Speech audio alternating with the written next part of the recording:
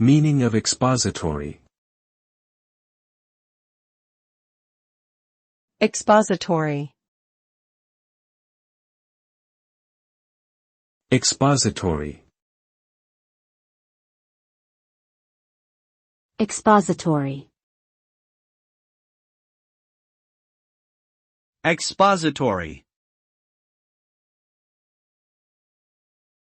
The term expository refers to a type of writing that explains or describes something in a clear and concise manner.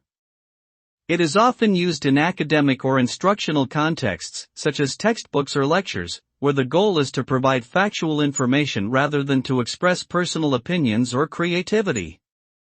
Expository writing has a straightforward and logical structure, with an introduction, body paragraphs that support a main idea, and a conclusion that summarizes the key points. Its purpose is to inform or educate the reader on a particular topic, rather than to entertain or persuade them.